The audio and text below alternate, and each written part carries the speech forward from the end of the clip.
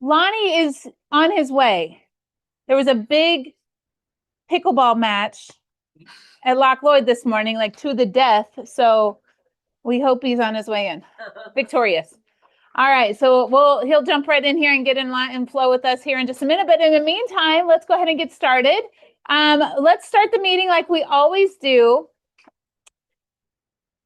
Sorry, I feel like I've got water. I don't know, my ear. Does anybody get water in your ears? I didn't used to ever get water in my ears, and now I do when I go swimming. Anybody do that? Just me? That's what I'm doing now. You do that? I mean, I'm like, I did that. I don't know. I just feel like half my head is clogged. So it's all right. No problem. I got in the pool and that's what matters. So I'll deal with the rest. All right. So as we always do, let's start off with something good. Let's celebrate the win, celebrate the good stuff. Tell me something good going on. Miss Kay had something good. You just shared with me. You had a birthday last week. Yes. Well, I went to Nashville for part of it, because my granddaughter and her little family are there and that stuff. Then this last Friday evening, my daughter came in from Texas with her granddaughter, and granddaughter came in from Florida. Okay. And we got on our pink and went to the New Dinner Theater and saw Legally Blonde. It was a musical. It was so cool. The food is great. Yeah. Yes. That sounds amazing. And what you were telling us which birthday this is? Is it 85? She's 85, everybody. I'm working for 95. She's working for 95. Okay. I love it. I love how you celebrate. Yeah. And she baked us a cake for her birthday and she brought it in. So that was fun. Happy birthday. Jake Keith's birthday's today. I don't see him. All right. If we see Jake, tell him happy birthday. What else? What else we got something good going on? I want to say thank you to Ryan because I reached out to him on the weekend. I had a question about I started working with the client, which we are on the contract now. The house was for $395, and we're gonna offer $403 to cover closing costs. So I asked him, I said, why base my 3% on the $395 with the $403? He said, well, $395 because you're asking for that. But at the end, it was another house. It was more money, and they like it.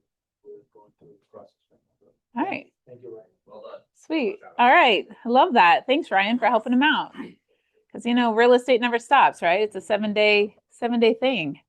What else? What else we got? Ryan.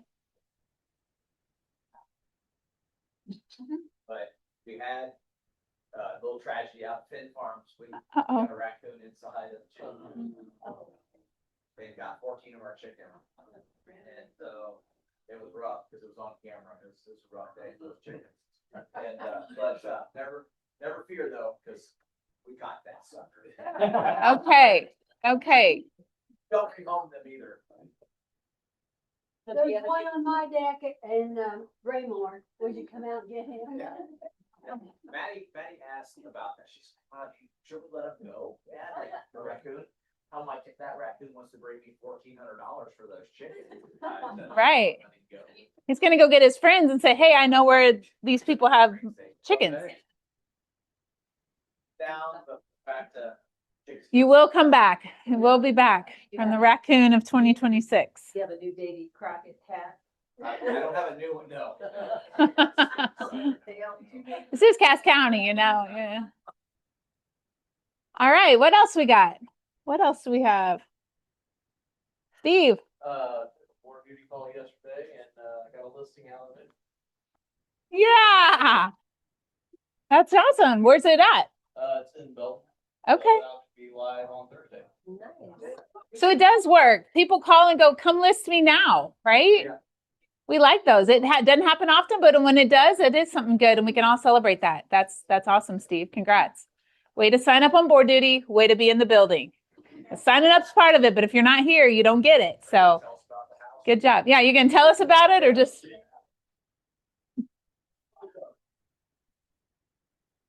All right. You'll tell us about it later, maybe? Yeah. All right. That sounds good.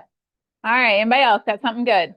Not so glad the honeymoon apparently Didn't make it to meeting tonight, so. I got back Sunday night. He's gonna probably walk us the door as soon as we're done talking crap. Yeah. Oh, yeah. That's what happened last time. That's what happens last time. Yeah.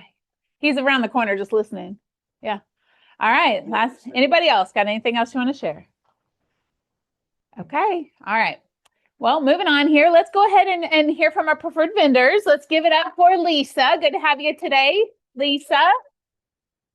Appreciate you. Wire fraud, Lisa. Today, if we have anybody that wants to look at the title capture, you need that link or you have any questions about it, just stop in, let me know. Otherwise, really, I just wanted to tell you guys thank you. Thank you for the support. Thank you for being kind. Thank you for just being you. Oh, thank you, Lisa. And thank you for having chocolate in your office. Anybody else stop by and visit the chocolate basket? Way too often. But I figured it out. You stop and get a couple pieces and you open them up and drop the papers in other people's trash cans on the way back to your office. That way, when Becca's emptying trash, she doesn't know who's eating all the chocolate. I might have a problem. Todd, let's get Todd Branson with Fairway Mortgage. Booze. Yeah. Yeah. Straight to for booze. Yeah, that sucker's going to keep dragging out for a while. You can just feel it. All right. So let's talk about something super huge issue for me. When a builder comes into Kansas City to build, a national builder, and they own their own mortgage company. You guys deal with this a lot because if you show any of those houses, you already know the incentives change and things like that. Sandy and I got several stories. The mortgage industry is designed so that you can't say you've got to use Bob at ABC Lending. Just can't. That's against the law, right? The definition of steering is you have to use this bank or you have to use whatever. So builders have a little bit of a loophole. What I have found, Sandy and I, in the last 12 months, I've lost 7 loans that were perfect borrowers to the builder based upon their incentives. They give out incentive A, and then if you use their lender, you get incentive B. Make sense? You hear it, they advertise it, they come in here and they advertise it. What my pushback, Sandy and I had one about 2 months ago, and I pushed back and said they can't do it. Tell them they can't do it. They're offering $7,500 in closing costs of it. Tell them they can't do it. They get to use any financing company they want. And if you want to say they can have this discounted closing costs, they should be able to do it with any lender. You push back on what they say. They did it. And here's why, because they know they can't not do it. So I didn't push back on the other 7 that I lost, but I will say this, for now on, I'm pushing back. But did you mention the guys couldn't think outside of the box? Well, therefore they couldn't do it? That was my next statement. When you work for a builder or even a bank, let's say you sit behind a desk. You're behind the desk, Betty, sitting at, oh, that didn't sound good. You're Betty at the bank. Okay. So sorry. So Betty at the bank sits there and she's going to get all the people who come in to do their transactions, and she's got a legitimate chance of getting their financing. Make sense? Right? So what does the bank do? Do they pay her as much as say they would pay me? Not even close. Because I know this because I get recruited all the time by these companies. And the builder's loan officer, for instance, gets paid 30% of what we get paid for the ability to sit there in the house or open house or whatever they do. I got recruited by that big national builder a few years ago when they came to Kansas City. The first thing I asked them was, what do you pay your LO? Well, what do you mean? What do we pay our LO? Well, what's your comp structure? So we start talking about income, because my experience is if you're going to sit me in your office, you're going to expect me to work for a lot less, because you're going to tell me, well, you'll do 3 times as much business because you have all of our captured business. Do you want to do 3 times as many transactions to make the same living? No way. That's so stupid. So we didn't put a deal together with that national builder with me because of the statements I made like that. You can't expect people to work like that. Well, somebody who's going to work for 30% of their income, where the talent level can't be there. Otherwise, they would gravitate to the prime lendings, the fairways, the big national firms that have the talent surrounding their loan officers. Make sense? So anyway, Sandy and I had a deal, national builder. They couldn't figure it out. I had the loan already pre-approved because I knew it was wonky income. It was weird. So I got it into underwriting before they ever went to contract, got my underwriter to commit to exactly how I would structure it, had it approved. The LO over there working for 30%, couldn't figure it out. So I got that deal too. So, but understand the national builder thing, there is no reason why you can't push back. And one last thing, if you're the builder and you control the lender, what happens, Darren, if it's a 425 sale and it's only worth 410? The builder's appraiser, you think the lender's appraiser is going to come in at 410? Not possible. No way. Do you think another competitor's loan officer, his appraiser might come in at what the market's worth? So you see where there could be some conflict issue. Yeah, right. We got with this, down in El Paso, actually, because we got a referral down there. Yeah. In El Paso, the Fairway, and the kids were doing that, and that builder had a similar type of thing. They're Yeah. national builders, Fairfield Homes, and they do a good job with the home, but then they give these amazing credits. And so we worked with Fairway down there, and they were able to still Yeah. give a loan, they gave a loan, and the kids got, I think, some type of credit, but it's also they're on a VA loan, so they've got a really amazing rate. Yeah. At the same time, so it worked out. We stayed with them instead Good. of going with their. Good. we didn't want to do that. Good. I mean, more the builder, I kind of get what they're doing. They're going to control that piece of the puzzle so that they're not going to are they going to ever have any issues on their loan deal? Not likely, unless they got, the loan officer that works for 30% of what they should work for that doesn't know how to structure a loan. That happens. And verify employment. Yeah. And she had another one the other day that I did lose. Still pissed. Yeah. And on closing day, they said they couldn't close. And Sandy calls me and she's upset. She's like, my buyer's crying. And I'm like, I would never make your buyer cry, Sandy, I promise. Anyway, you're entitled to push back on that. If you've got your relationship with your loan officer, even if it's not me, push back on that. Because I think that is a complete and total definition of steering, which is 100% against the rules in my world. Are you talking about both national builders that are in town now, or just one specific? Well, the two national builders in Kansas City, and then there's one that has the loan company inside it as well, that they have a affiliated arrangement, but they're not owned. I don't believe the builder owns the mortgage company. But I'm gonna say, we work at Lennar over Kansas, and they would not give us the same credit. Yeah. Even though it was built into the loan, we asked about that. Yeah. They not allow that credit Well, to go outside of their. and I think that my pushback would be the word steering, the word, RESPA violation, all the things that I used, which spooked the builder's lender, and they backed out pretty quick. I don't know. All I know is Lennar is a massive company, and they held their ground to that. Maybe they could get in trouble, the other way. Like if maybe they don't give the discount because they do advertise the heck out of that, right? So, but I don't believe I would be willing to challenge it. If you had a situation come up, give it to me. I'll challenge it, Sandy. $17,000. Same exact deal they were offering their LO in their deal. Right. No one likes that. No one likes that word. Yeah. And so, lenders are held to a pretty high standard. We get audited all the time. So when we do something wrong, it's just write a check. It sucks. So these big national mortgage companies, we've all heard of them. They get fined millions of dollars a year. It's just built into their cost structure because they'll just go write a check versus fight it because it's going to be more expensive to fight the lawsuit. Mhm.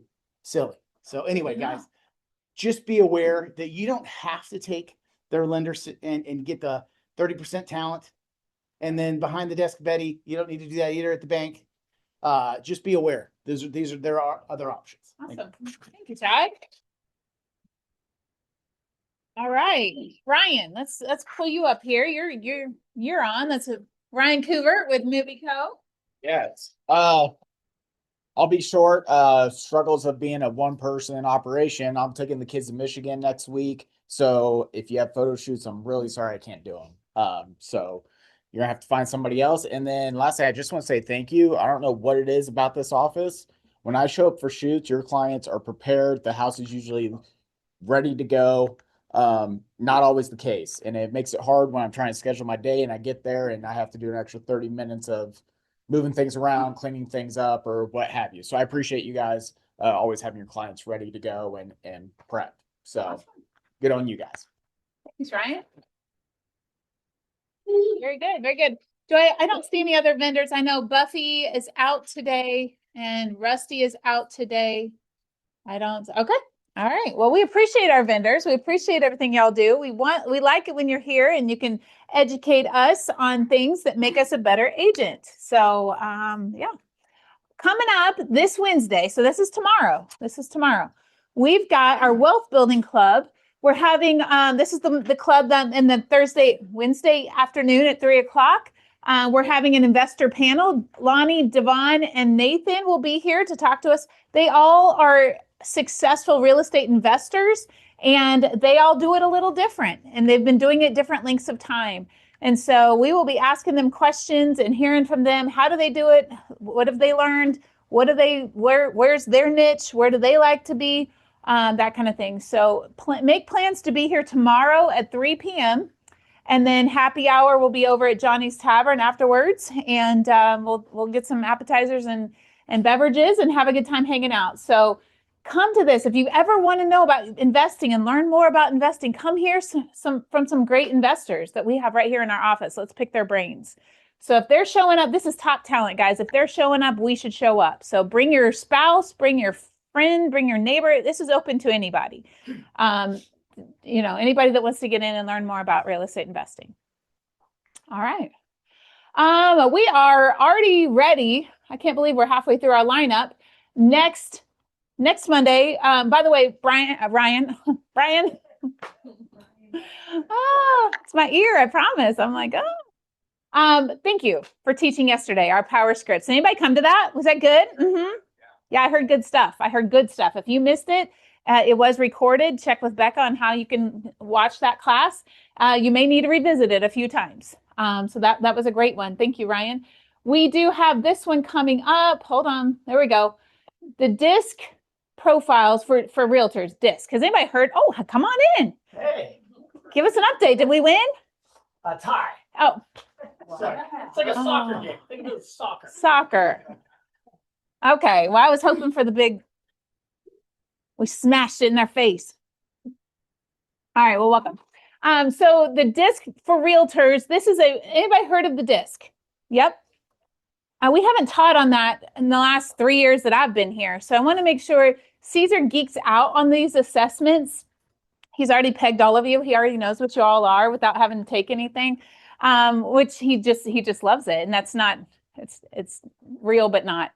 But we are going to be teaching you about the DISC.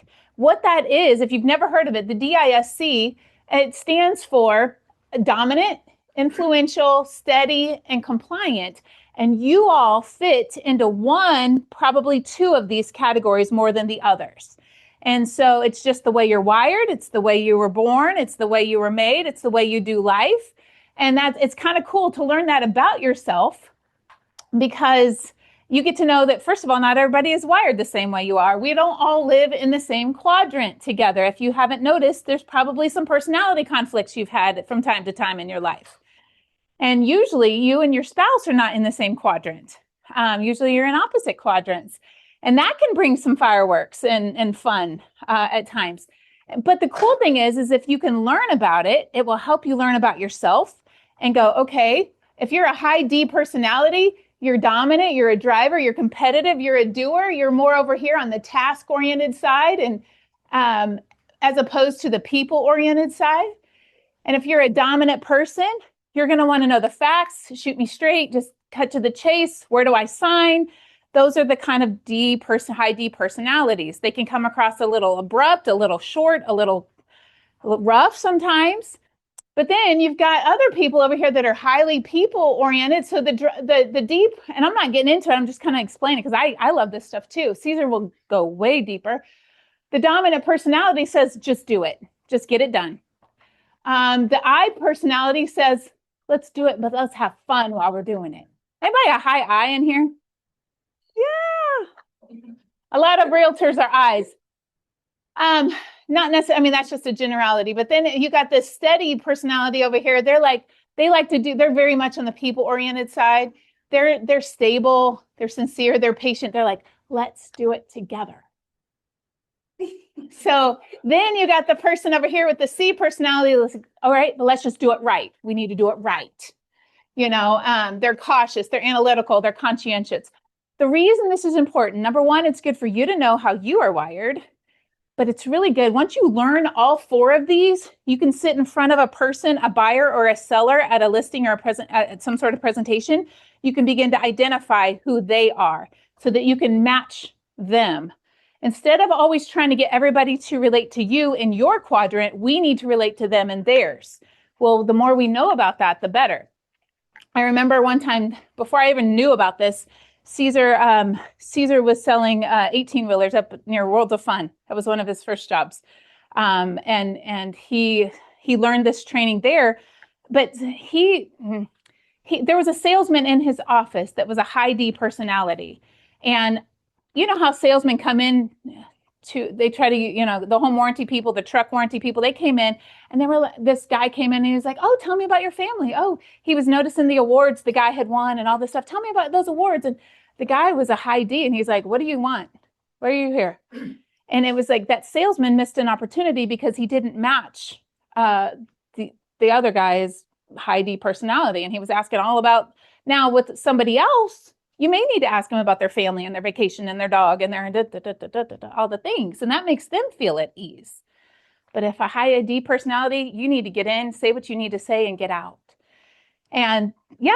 Yeah, let's talk about the people we do business with all the Yeah. time. You come in doing your thing and you're coming jazz hands and all that stuff with your high I personality. Mhm. And that's great. But if both the clients sit on the other side of the desk are more in this category, they're more regimented. They want details. They want a certain pace and cadence versus the high I and even the high D who's just like go, go, go. Go fast. You just have to recognize that. We can do You get business it. with any of them, but we gotta understand who they are and how they operate.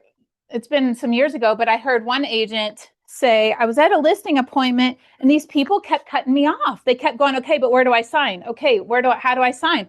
And she says, she goes, but hold on, I still have a whole booklet to go through with you. And you got to learn how to pivot when they're going, where do I sign? You take them to the signing page and you get them to sign, and you just do it. You scrap the rest of your thing and you just jump, to that. And you meet them where they are. So all that to say, come on Monday, learn about how you're wired, probably how your spouse, probably how your kids are wired, but also mainly for realtors, knowing how to be a better realtor to your clients and to win more clients. Honestly, if you meet and match them where they are, that's great. Has anybody ever gone to buy a car and you're just there to buy a car and then the guy starts asking all about all kinds of other stuff and you're like, okay, just get busy. Type the things, do the things, let's go. I'm ready to leave. So anyway, we don't want to be that guy or girl. All right, this Friday, we need some more people signing up. Has everybody got all their CE credits? We're good to go? Some of you are, and that's okay. That's great. If you're not, we're in jeopardy of losing this guy coming in on Friday if we don't get a few more people to sign up. It's free. It's CE classes. You got to go to the QR code and sign up. Right now we have 10. He wants 15 in this room to come. So let's get signed up. The sooner the better so that he doesn't have to cancel on us. Otherwise, I take that as a good sign that the rest of you have your CE credits and you just don't need this one, is what I'm hoping. But even if you want to come and learn about, you may have all your credits. You can still come and learn. You can still come or get it registered for Kansas, get whatever. So just know that that's there. That's this Friday. All right, let's tell us about some buyers, sellers, and open houses. Steve, is this where you come in?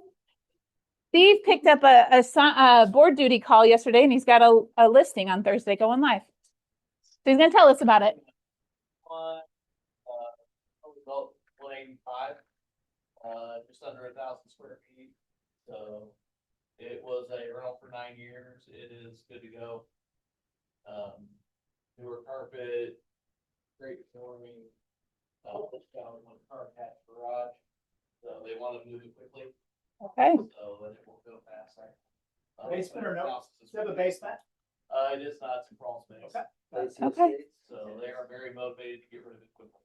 Where's it at? It is 306 Pacific. Okay. Cool. That'll be my Tuesday. That's a good one. All right, what else? Lisa? I have one going live tomorrow, Brooklyn, 4749, 4-bedroom, 3-bath. Beautiful meticulous home, inspection is already completed and paid for. Open house, the 15th at 36. And then another one on Sunday. Okay, nice. Good job, Lisa. Awesome. Great job, Lisa. Great job. What else we got? What other listings you want to tell us about? Josh. 3900 Circle Drive in Independence, back on the market for the third time. Barely due to inspections. My clients made most of the repairs. It was more due to a grouchy seller of mine. But they're making a bunch of repairs. They pretty much fixed everything that they asked for. They just didn't want to agree to do it in the first place. And now they're doing it anyway. And they're gonna lose money because they didn't just agree to do it in the first place. But I was out of town on my honeymoon, so my dad screwed us all up for me.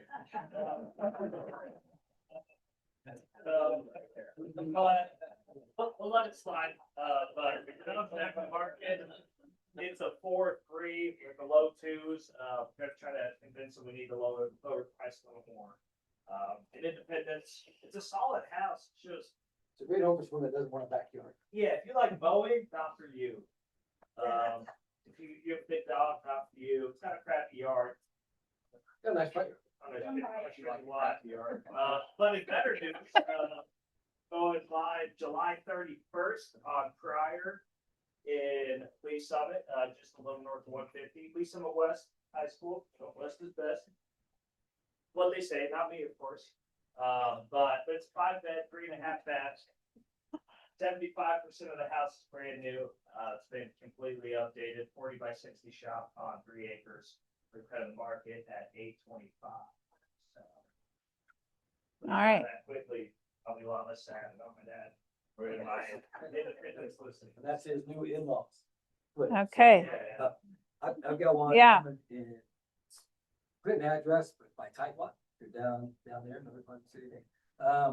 It's basically, it's here, the house across the street, the backyard faces Truman Lake. It's a double wide, manufactured home, 3-bed, 2-bath, got a detached garage. It's on almost just over half an acre. It's a neat place. Lady's just gotta move up where she's closer to family. So she's one owner for quite a while, and it's a pretty nice place. So I was just telling you yesterday, get pictures and stuff. Great opportunity. So what's a part-time lake place or full-time lake place, Airbnb maybe?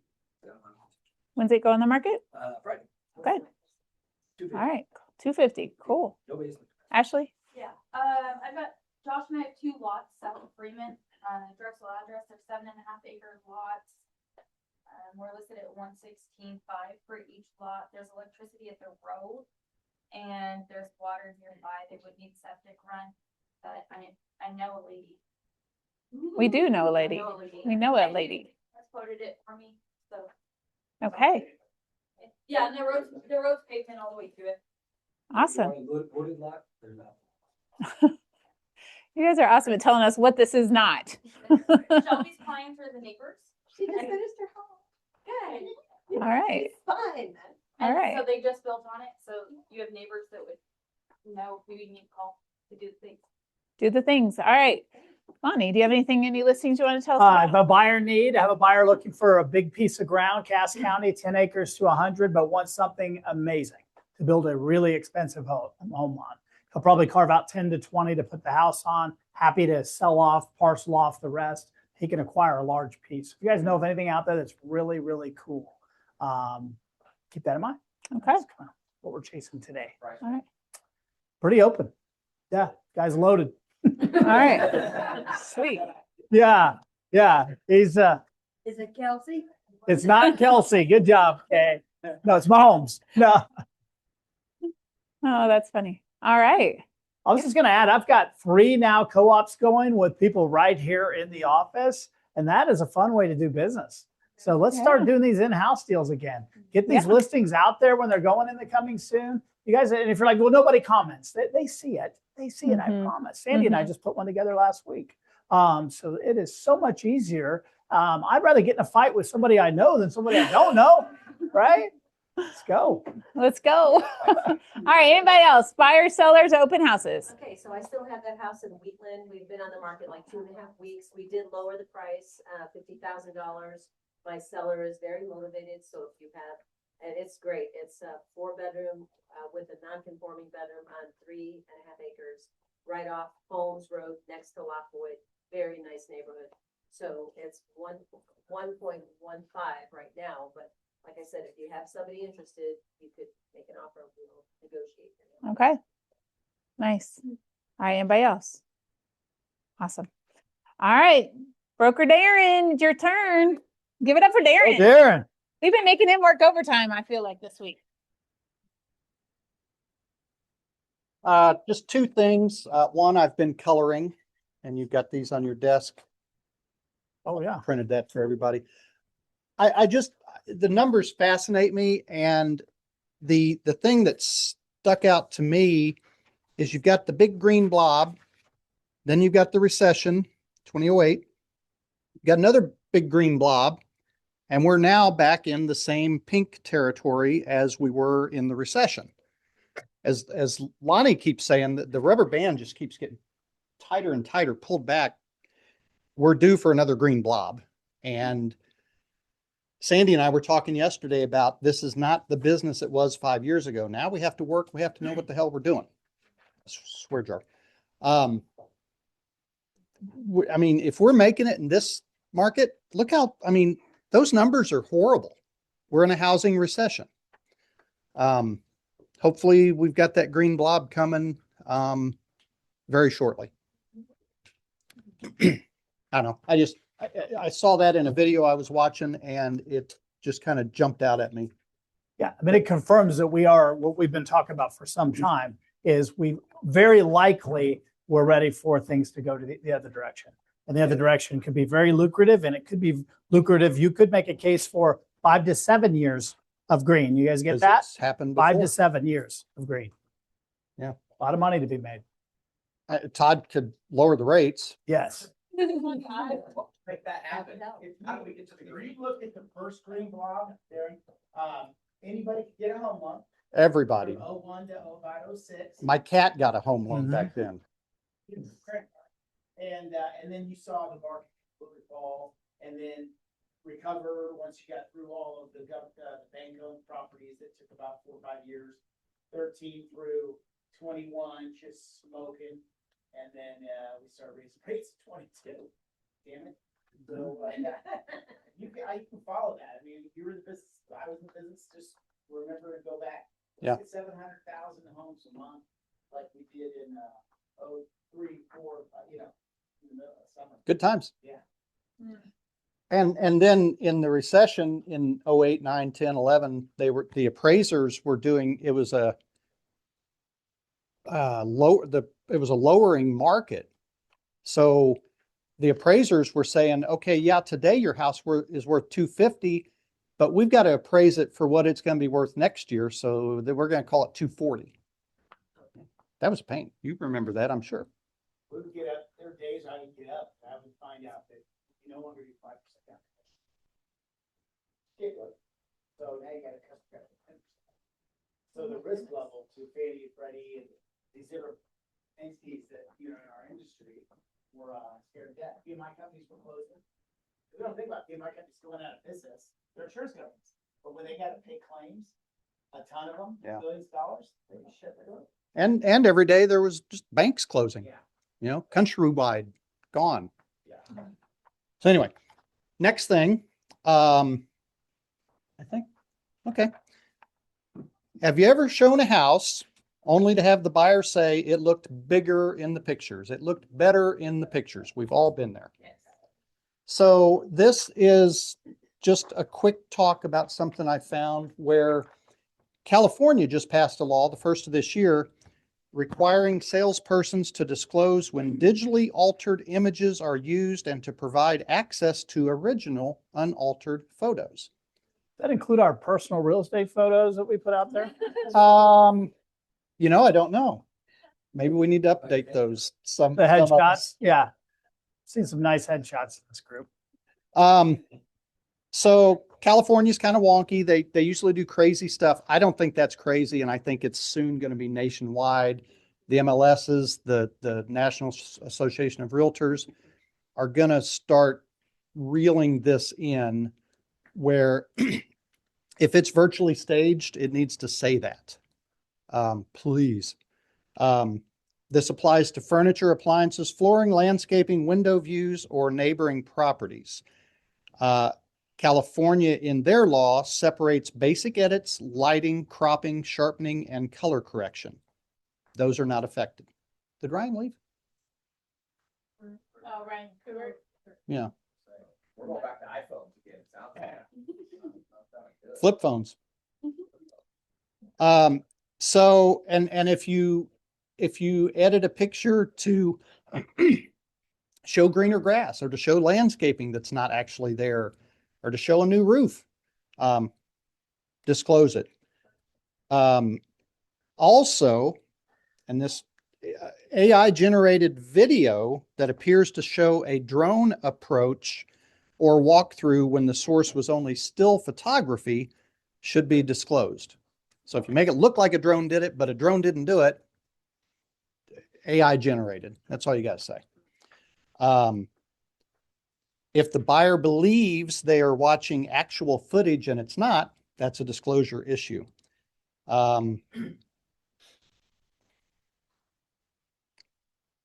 This kind of clarity does not hurt the marketing. It makes the marketing more trustworthy.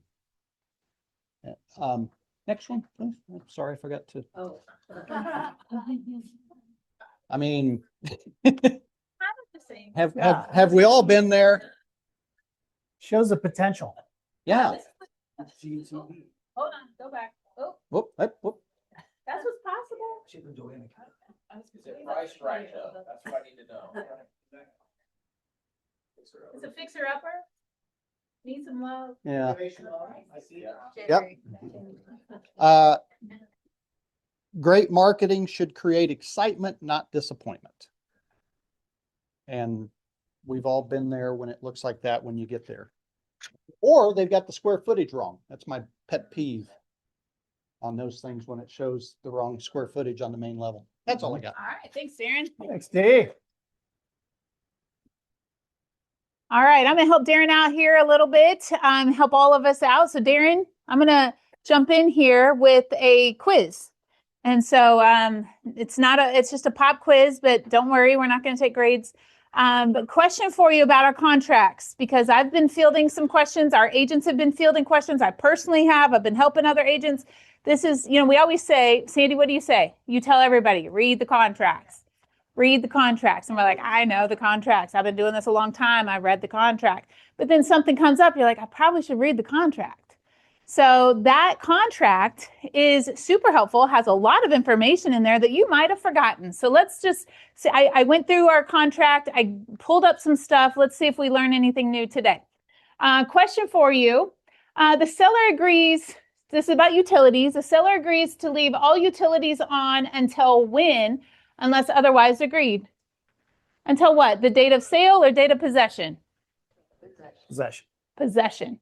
Possession's right. So make sure you're coaching if there's any kind of gap, even sometimes we build in a 2-day gap to give them time to get out. Make sure they leave the utilities on until the buyer has a chance to take possession, right? And that one gets screwed up a lot. It does. If you do business with me and it's an occupied house, I'm probably going to negotiate 2 days for my seller to move. And if I don't tell my seller, leave the utilities on for those extra 2 days, guess what they do? Turn them off on closing day. Turn them off on closing. Turn them off.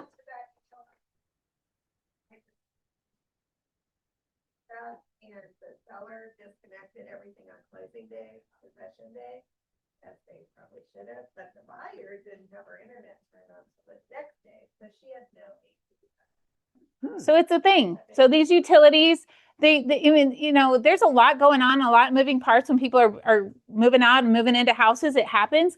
But if we can understand and coach our sellers to keep the utilities on until possession day and time, unless otherwise agreed. And again, Darren, jump in anytime. You get free reign here. Okay. We send a reminder, by the way, to the other party, so the co-op agent saying, hey, just a reminder, have the utilities go on, whatever that day is, So now whether they do it or not, it's a whole different story, but we do our best to do that. Yep. Yeah. Here's another one. This is a common thing.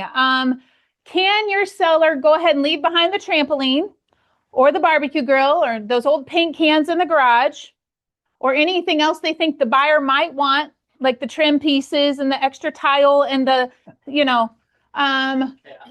cat or anything else that they can't fit on the moving truck, that just leave it because it's nice stuff. The buyer may want it. Ryan. Yes, you can leave all that stuff, as long as you get it in writing, and everybody signs it. Okay. As long as you get it in writing and everybody signs it, don't ever. You can leave the cat. If the buyer wants the cat, they're good with the cat. If anything of all of this can stay, but your sellers, I see this all the time personally. I've seen it in y'all's business.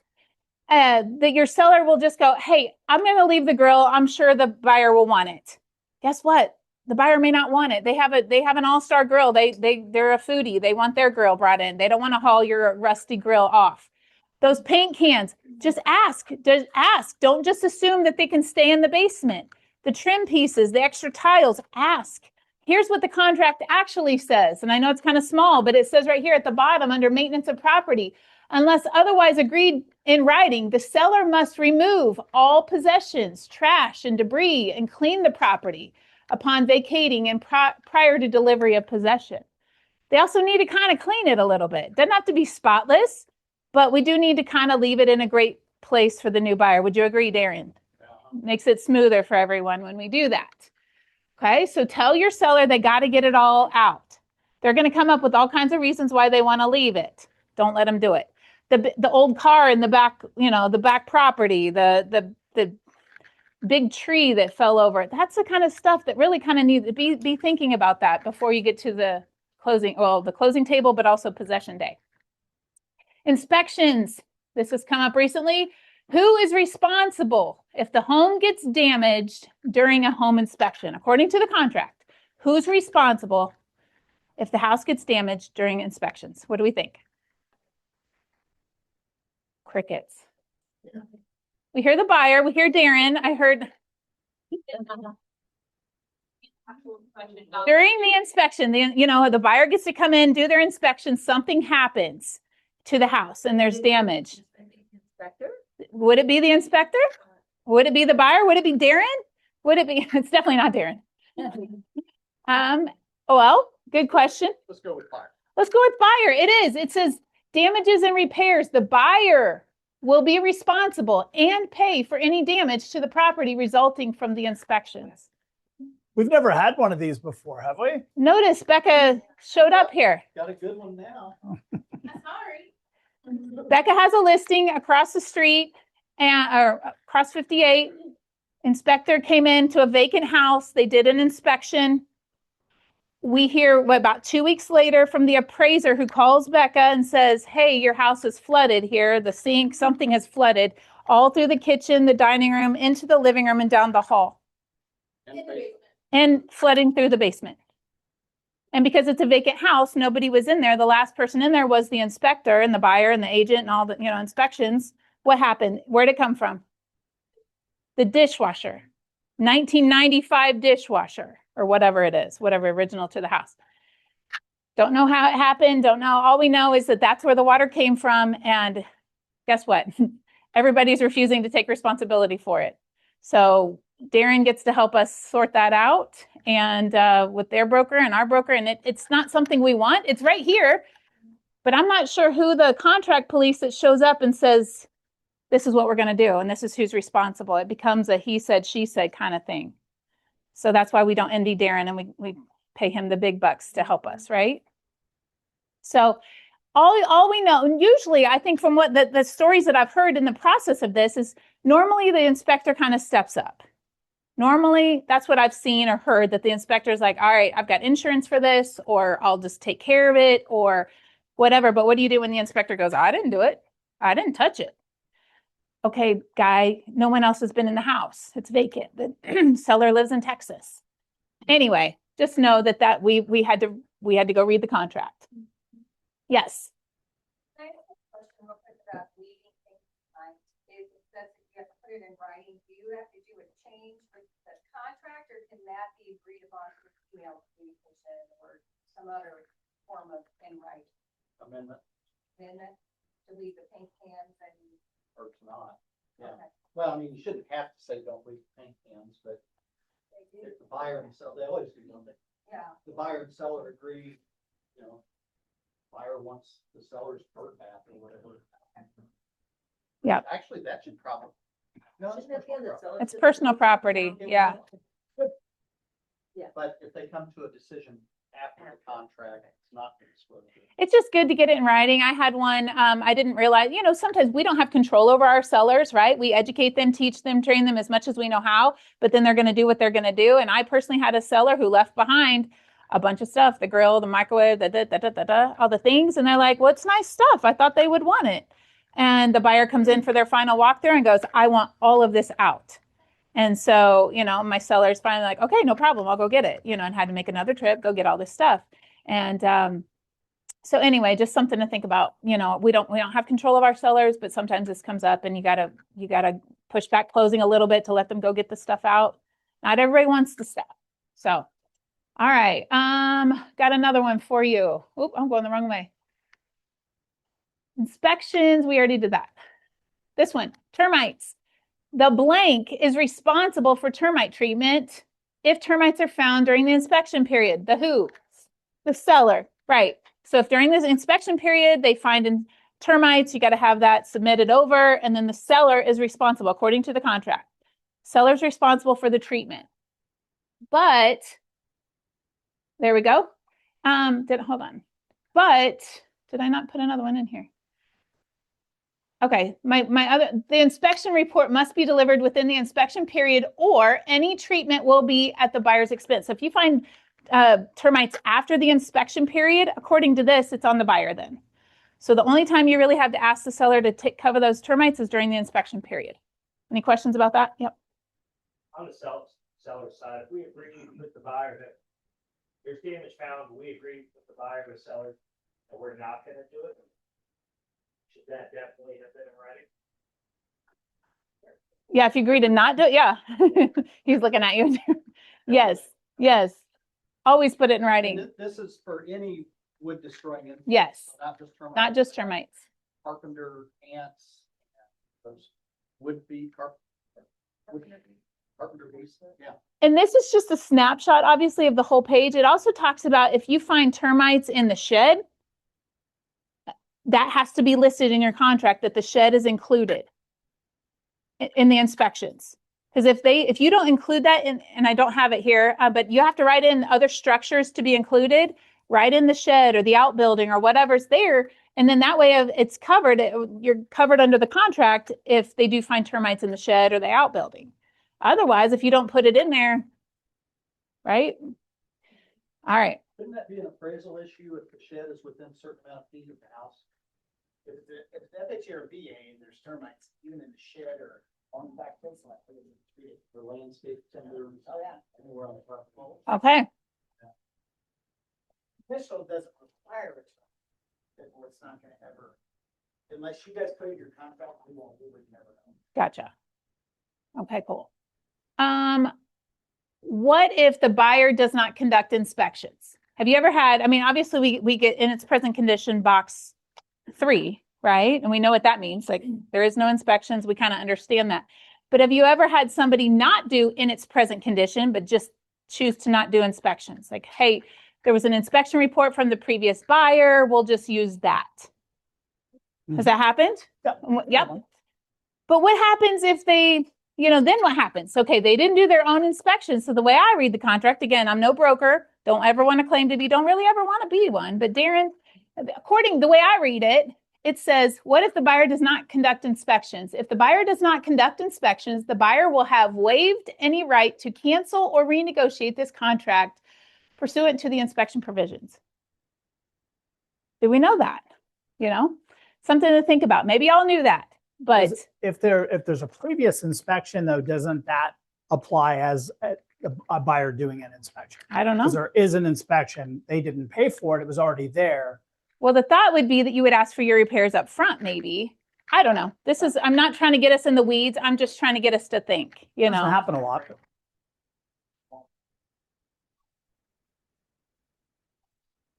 12. That's the one you would request, and I agree, you probably would ask for those repairs with your offer, because you would see that, or you would request that they've already done, like, see what they've already done. Right. Make sure I think you'd have all that sorted out before you got to a portion where you have to renegotiate. Right. Do that front. But if not, do they get 10 days? This is what we need to, That inspection. I'm looking at it, I have 10 days to decide. I have 10 days to look at this inspection from the other buyer and decide what I want to ask for. See, this is what does Darren say? I think, no, buyer has to pay for their own inspection with an independent qualified inspector. On the inspection notice, we check whether the buyer has or has not done inspections. And if they're given an inspection, I don't think they've done inspections. What if they do a sewer inspection, but they request something that's not part of sewer inspection? I don't know. That's a real scenario. Yeah. That's why- Yeah. MREC, that's the MREC hotline, by the way. You guys can all call it anytime. All right. That's a good one, Paul. Want to get us off in the weeds. I just want us to start to think there's more in these contracts than we probably realize. Answers are on those 16 pages. They are. They are. Here's another one. What if the buyer and the seller don't reach an agreement on the resolution of unacceptable conditions during the renegotiation period? So during that 5-day period, you don't come to an agreement yet. Nanette, what happens? Still keep it together, you are out of contract at that point. But if everybody agrees, you can continue the renegotiation, and if everyone's signed 3 days later, then you're back in contract. It's back on. Or either party can cancel this contract. Or you can, Right. yep. At that point, either side. can- Or, You can agree to extend the renegotiation period. yes, In contract, so nobody can leave at any given moment. yes, Because our compliance is tough. she is. They are. I like to stay in the contract. I don't like- to go I think- past it. I think like we to have 20 extend the renegotiation period. Yeah, so you can do an amendment, extend that renegotiation period. You could say, I love how compliance comes out. I love this. This is good. Yeah, I mean, do we want to be in deals where all of a sudden you now have a deal that's cancelable by either party at any time? But the answer is usually no. So extend the dates on that if you can, especially if it looks like the parties are still trying to come together. So A, you can still proceed to negotiations, and then B, either party may cancel. Just like you all said, y'all got it. Good job. Good job. And it's usually, the delay is probably because the seller is getting bids Probably. for whatever the repairs are. Or But- they not a septic or something. Try not Yeah. to wait till day 4.5 to send over your response or the first, Or day 10. or day 10 on an inspection period. Try not to do that. But also communication. Yeah. Yeah. I think I have one last question. Earnest money. What happens if the earnest money isn't turned in on time? What does the contract say? Buyer can. Yep, the seller may cancel the contract by written notice if the earnest money is not received by the escrow agent as specified. So if you put 3 days, make sure it's in there within 3 days. If you put 5 or whatever you put in there, make sure your seller knows that. Make sure they know where to put the money and how to get it there and all that thing is because if you don't get it in on time, like Nanette said on the other deal, you can keep it together, but do you want to risk that? If the seller had a better deal come through or something and you didn't get your earnest money turned in on time, And if it comes in a day late, do an amendment that Yep. changes that allow all parties agreed that there was one more day. one now. more day. Yep. Yep. All right, Lonnie, that's all I got. Wow. So I know Okay. we're a little later on time, but Yeah. So a couple things. Thank you for doing that. Okay. Different things that have come up this week. You go on a listing appointment, people are a pain in the rear and they say, hey, list my house. You're awesome, Sandy. But, and the but is, I don't want any sign in my yard. Okay. Has anybody run into that? What do you guys do when that happens? What do you think? Okay. Fair. Yeah. Yeah. It's usually privacy most of the time. We're gonna be about the house being. Yeah. Yeah, when there's a realtor and 2 other cars there as we're showing the house, probably a dead giveaway. So who are we fooling, right? You could be sure to point that out. This is it. You're on the World Wide Web, so people will know you're for sale. It's just weird when people ask that. We just ran into that this week. Hadn't had anybody say that in a while. We're going to honor their wish for a while. But here's what usually works for me when that comes up. And by the way, it comes up sometimes in divorce situations. Maybe the kids are uncomfortable with everybody knowing they're moving for all kinds of reasons. But a good script around the sign thing is just simply this. Here, good. We're going to follow your lead. We won't put a sign in the yard, but let me tell you what we're giving up. And they kind of like, well, what do you mean by that? The best phone call I can get in my real estate business is a sign call. Well, over the internet, over all the other stuff is a sign call. And they're like, well, why is that? And because if they're calling off the sign, they know what city they're in, they know what subdivision they're in. They must like the curb appeal or at least be curious, right? Versus all the other crap leads we get from all over the place, right? Give me the sign call 10-1 over everything else. Mr. and Mrs. Seller, we're going to be giving that up. If you're okay with that, I just want you to know it's not in your best interest to do so. So in this case, we're going to launch for a short period of time. The house isn't sold, then we're going to revisit that. Okay, if you can just get that script down, then they'll sometimes their eyes will go like that, and they're like, oh, well, okay, we're good with having a sign.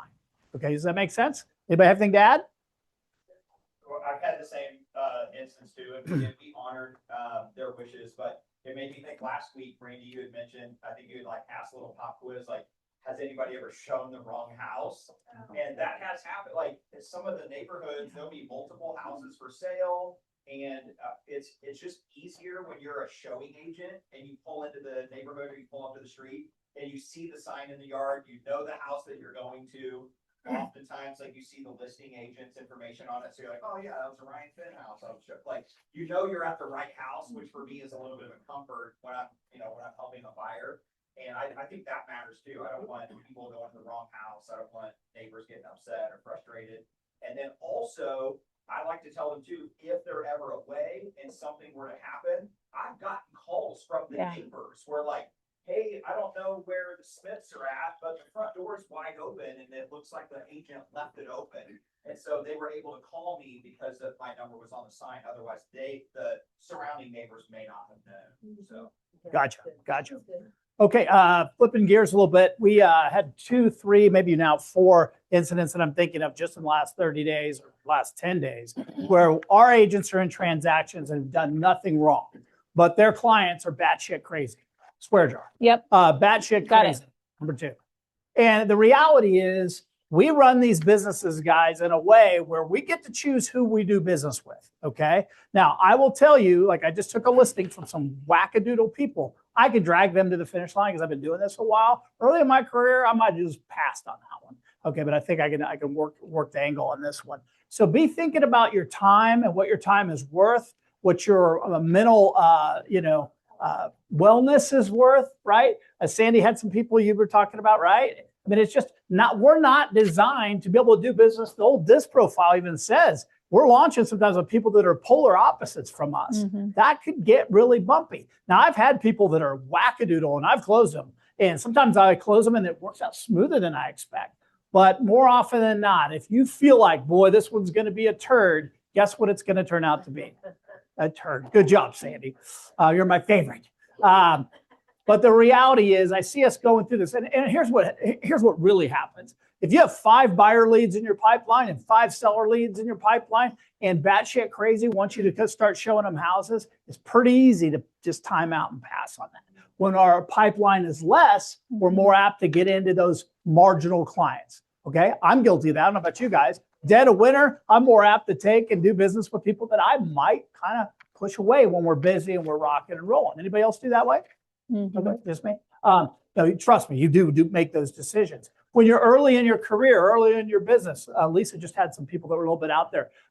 It happens. It's part of the business. We're also at that point more apt to do business with those people because we want to prove that we can take this wackadoodle person and get them to the finish line and all that kind of stuff. And sometimes we can, sometimes we can't. So, but be thinking about that because I see some of the emotion involved with our agents on the back end of these things. And really our gut feeling from day one told us we might end up in one of these situations. Okay. It happens to all of us. I don't care if you're Shelby's personality, Darren's personality, Ryan, it happens to everybody. You just got to think about that going in, because I bet more often than not, when these blowups occur, we look back to kind of the early meetings with these people. And I bet somewhere in our head, there was a little bit of a red flag. Now, maybe people didn't show the crazy early on and it just arrived. My guess, it was there from day one. So think about that, because I know Brandy and I had a meeting yesterday and we were just talking about a couple of the incidents, and it kills us to see our agents go through this turmoil. And by the way, it will happen anyway. You can have really good people and it turn out crazy and it's a nightmare finish. Okay, that can happen, but boy, you almost sign yourself up for it if you're going to do business with crazy right out of the gate. So think about that. If you're working on if a listing's way overpriced and the people are the pain in the butt. Oh, and they don't want to sign. Oh, and I don't want showings here. Got red flag. Okay, yet I'm going to launch with those people. How might that work? Okay, that might be a long, long road with a lot of bumpiness to it. I mentioned the no sign in the yard. That's a common one that people come up with. Now, how can they'll also go, hey, I don't want any showings during the day. I have one right now. I can't show the house during the day. Anybody have any of those? Yeah. Work from home. Yeah. So they do have kind of a reason, but so we don't start till 5 and the last appointment's 7:30. We got a little bitty window there. Okay.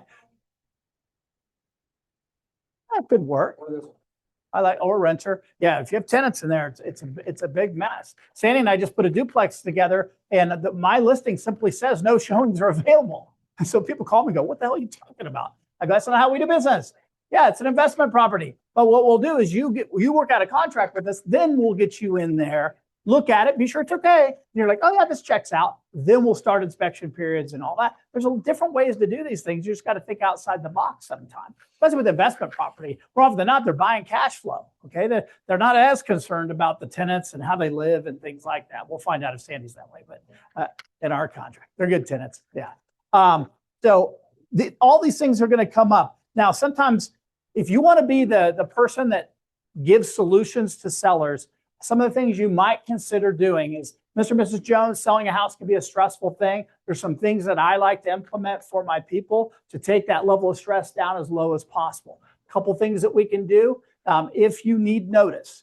And many people need an hour notice or even 2 hour notice. I don't like 2 hours, but sometimes we just have to go there. Is I can put that in there that you are the gatekeeper to appointments via text and minimum 2 hour notice. Okay. Well, that helps a lot because that gives me time to go grab the kid's dog and all the cat and all those kind of things and get out of Dodge. Okay. So give ample notice. How about instead of a 1 hour showing window, 30-minute showing window? Anybody use 30-minute windows? Mm-hmm. We use them almost exclusively now. So our seller has a window there. By the way, the Smart Aleck agent, what they'll do is sometimes reserve 2 of those 30-minute windows, right? Yeah. So that happens. But nonetheless, that makes their life easier. What else might you say? If they're going to have showings on a 30-minute window, Mr. and Mrs. Seller, try to leave 10 minutes before. Nothing worse than they pull out their driveway and there's an agent and their buyer there, right? Little things like that will diffuse the stressful part of the entire thing. And then let them know, hey, this is a team effort. We're constantly massaging showing instructions on all of our listings, literally 24/7. If something changes and you need it more restrictive or maybe make it a little bit easier to show, let me know. We'll just roll with the punches. If it's your son's birthday party and there's 40 kids coming over on Saturday, call me and we'll just block it off for the whole day. No sweat. If an agent wants to see it, I'll just tell them why they can't see it that day and we'll see if we can help them coordinate an appointment on a different day. You guys get that? That's managing a listing and managing your people 101. You just have to be able to get into those conversations. Don't you feel like though when your seller puts those limitations that you have buyers now that they need a house, they want a house. Can. And you're gonna immediately lose out on that opportunity because they didn't get to see that house. They saw 5 others, they didn't see yours. That's right. And they maybe it was better than the next one. They're buying a house. Inventory, price range and inventory also matters there, right? If it's a 275 to 325 Raymore house, okay, there's a lot of buyers. There's typically houses coming and going. If you're in those higher price ranges, there's more limited inventory. We've got one out here in Lake. It's quite restrictive in Lake Winnebago, 1.3 million. But the reality is, if somebody's a serious buyer looking to spend 1.3, I bet they'll wait half a day to get in that puppy. Wouldn't you? Right? If you're buying a world-class looking house like that, yeah, absolutely. So there's a lot of things to consider when we make those kind of decisions on how restrictive it really would be. Have you guys had any of those where you're showing the house and they say listing agent must be present? It's rare. We don't see it. We see it in the luxury price ranges a little bit. I see it on luxury acreages every now and then. But if you run into that, so what? You just take your buyer and show the thing. If you don't want the agent to be there, just say, hey, I got this. If I have any questions, I'll holler at you. Let them sit in the kitchen and do paperwork, right? Or play Candy Crush Candy, what's it called? Jules? You know what I'm talking about? What's it called? Huh? All of those. Yeah. You guys are no help whatsoever. But team up with these people. Come up with solutions to make what is a very stressful situation less and less and less. On our mastermind call Thursday, we talked about some things. Many of you guys, not as many as I thought, as it turns out, are implementing different. Shelby and I had a conversation around it. Sandy, who else? I don't remember. But some of you guys have things baked into your listing agreements, buyer or seller, that simply say, hey, I earn a fee if I do certain things, blah, blah, blah, blah. Cancellation fees, whatever you want to call them. Rock on with your bad self. Okay. I like that. And the but is, let us look at what you're putting in there, because we need to be sure of two things. First of all, you're not an attorney. Okay. So our attorney probably needs to look at it to be sure this, is it enforceable? Okay. Yeah, they may go ahead and pay it, but then it could circle back and cause you a problem later. I'm not going to let that happen to anybody in our office. Neither is Darren. So let us look at that. I had cancellations in all my stuff because I'm cool. And if you fire me, you owe me $500 and all that. And I got rid of them just because so often I didn't want a person to cancel it. I just wanted one of these from the people outie, right? So, but you guys own businesses. You get to make these decisions. We're here to support you in those decisions, but we want to be sure also you're staying in your lane at the time, and that you get that check and it all looks good and they paid me $1,000 and we broke up. Awesome. But if that ever circles back and creates a problem, let's be sure you have a defensible thing. Does that make sense? Yeah. So I love the creativity. I love the revenue myself. I think it's good. Another thing to think about with these things is not all deals cancel for the same reason.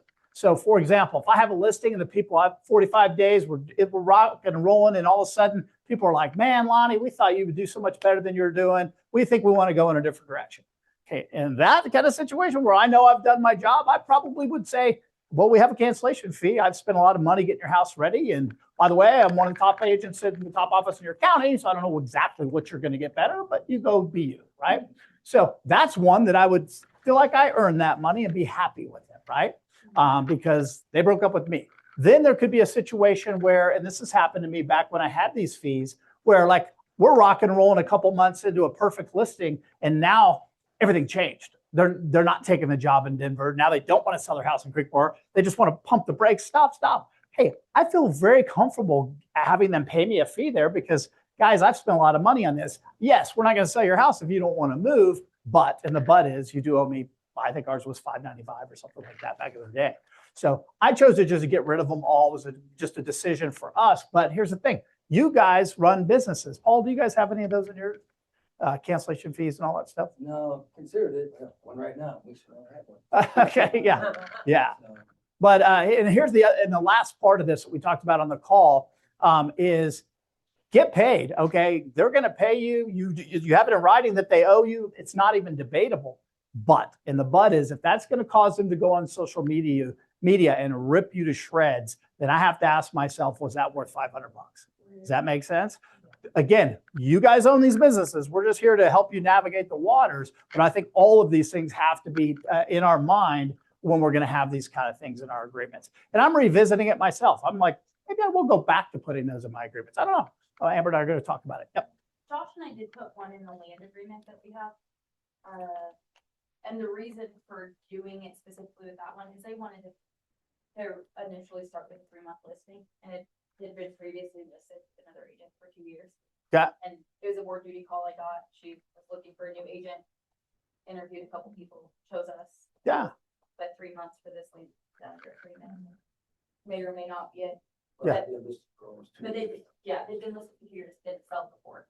Yeah. And so we put one in there specifically for that, just to cover our TC costs and our. Yeah. Okay. Okay. And did you explain it to them? They understand what it is. That's the other thing, guys. You can have these. If you don't have the conversation around it, And I have it in writing. it'll cause you a problem down the road if you're not careful. And that's a great example of here's I'm going to say a relatively illiquid property where somebody is giving you 90 days to get the job done. You're almost signing up for something that's a needle in a haystack, if that's the case. Okay. And by the way, the question is, hey, Jenny with Century 21 got 2 years to get it done. Why 90 days for me? What is there something I'm missing? And just kind of be quiet, see what they have to say. That we had a farmer guy that we have his land listed in Peculiar. It's a great little parcel. I do think it will sell. And I do 1-year listings on land. That's just how I do it. And he insisted on it being 6 months. Now, part of his insistence was some health issues and things he's going through. So I did waver on that and I went down to the 6 months. But guess what I didn't do? I usually put my big wood signs up on the highway and all that stuff. I don't know what those cost today, but no, instead he's got the little red rusty one. That's what you're getting. Okay. I think it'll do the same job. But if you're not going to commit to me, then I have to look into my business and see what's the best practice for me. I don't think it's going to cost too many showings or any of that kind of stuff. Is anybody dealing with any of that stuff? Just me? Okay. Well, share those stories if you have it. Lastly, if you have a house in an area that is around model homes and things like that. Okay, Creekmore would be a good example of that, or at least it has been. There's other areas I'm not thinking of. We have one in Winnebago that's very much this way. You have to be aware that there's a zillion people driving out there to look at model homes with Starbucks in their hand after church, after sports, whatever. And they may stop and see your sign and go, hey, can you show me this house at 3 o'clock? You've got to stop and be the gatekeeper for the listing. You have to ask the right questions to determine, is it worth your seller's time to leave the damn house for your showing that you're so excited about? Okay. That kind of traffic is not super genuine traffic.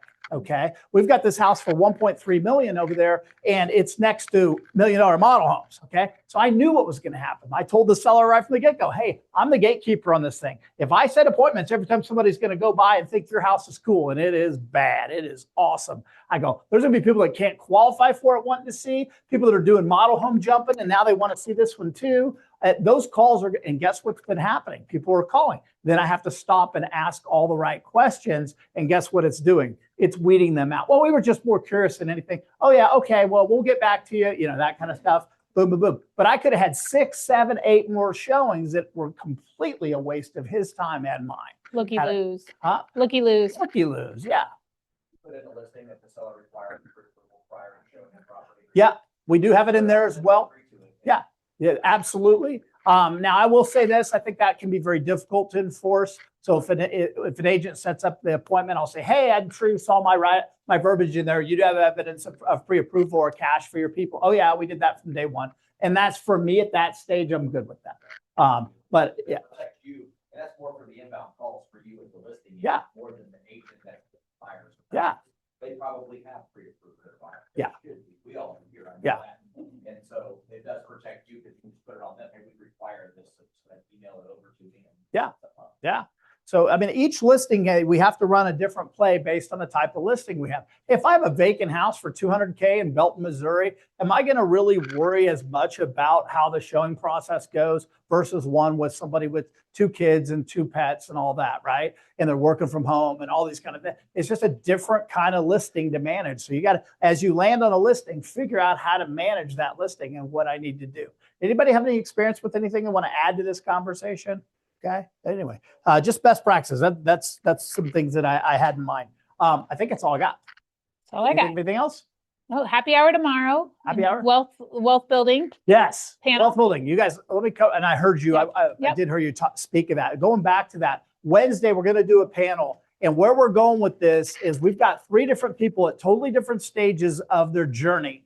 Devon's kind of just now getting into, he's built this retail business and now it's starting to create these opportunities for him. Nate's been at this about 10, 15 years and kind of takes a different angle, which is kind of interesting. That's Nate, he's kind of weird. And there's me, the freaking dinosaur that's been at it forever, right? We all have different paths in what we've done to kind of get the momentum and things. Now we have people right here in the audience that have bought their first investment properties, things like that, and they're doing those things. So it's kind of exciting to see it start to kind of get some momentum. But Brandy's gonna kind of be the moderator, and we're gonna have a lot of questions to hit the panelists with and things like that. We all could figure out, honestly, I think we all need to know more about how money works. And if it's not your jam, then learn it so you can help somebody else do it. You guys get that? I mean, the opportunities that you have and will have are out there every stinking day, but we're not out there looking for those opportunities. Some of you are. How does Nate keep finding houses and making 40 to 60,000 on flips?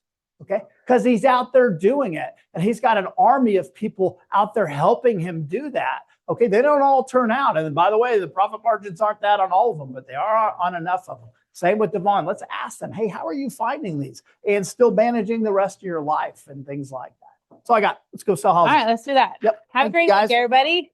Yeah. Oh, yeah. I was going to just go in detail. Yeah. Let me get some water. Yeah. Thank you for reminding me. Whatever you want. Even have pink shorts. Let me- We need your microphone. Thank you.